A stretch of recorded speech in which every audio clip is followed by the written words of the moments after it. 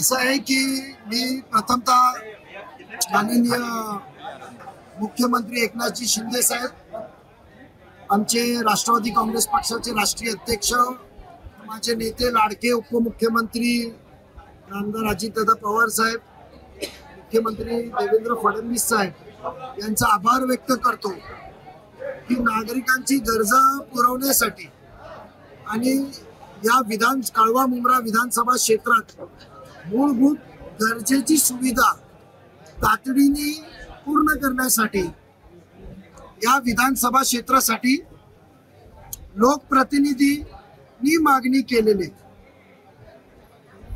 50 कोटीचा विशेष निधी टप्पा क्रमांक 1 उपलब्ध करून दिलेला आहे आणि हे निधी जे मूलभूत सुविधांसाठी या विधानसभा क्षेत्रात जे तातडीची काम आहे ते पूर्ण करण्यासाठी त्याचा उपयोग करण्यात येणार आहे।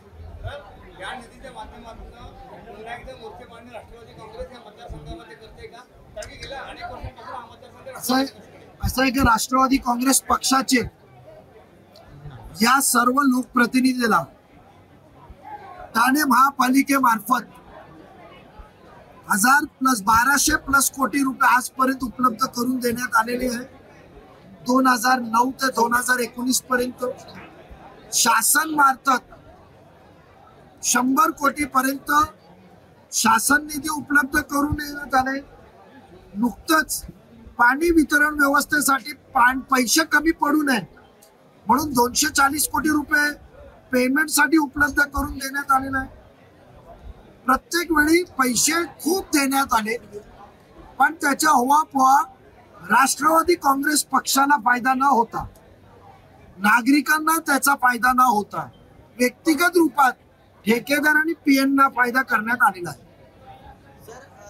हिंदी बातमी सर, तुम्ही आव्हाडांच्या विरोधात लढणार आहात का? कारण कोकण पदवीधरमध्ये मागच्या वेळेस तुम्ही उभे होतात, मात्र यावेळेस महायुतीला ती जागा सुटलेली आहे, त्यामुळे विधानसभेला अजितदादांकडून तुमच्या नावाची घोषणा होण्याची शक्यता आहे।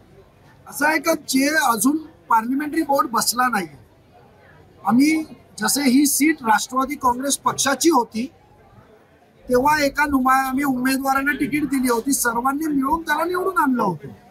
2009 ला काय परिस्थिती होती, कोण मेहनत घेतली आणि जी खरी 2009 ची टीम होती ती आज ही टीम व्यासपीठावर आहे।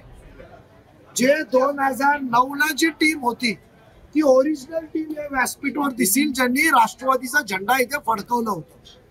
तर जे उमेदवार पक्ष देईल त्यांना आम्ही निवडून आणणार, पण पक्षाचा उमेदवार निवडून यावा त्याची प्रथम जबाबदारी आपले अध्यक्ष परांजपे साहेबांकडे, माझ्याकडे, आमचे माजी महापौर नईम खान, आमचे माजी विरोधी पक्षनेते प्रकाश बर्डेजी, राजू अन्सारी, राजनाथ, आशिष, या सर्वांकडे। म्हणून आज सर्व आम्ही एकजुटीने पुढे आलो।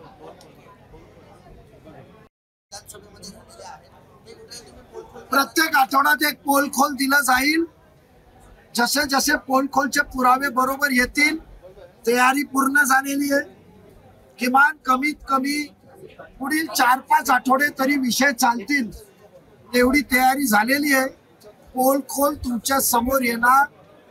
महापालिका शासनाने दिलेला निधी, केलेली कामं आणि काढलेलं बिल हे नागरिकांसमोर आम्ही आणणार। एबीपी माझा, उघडा डोळे बघा नीट।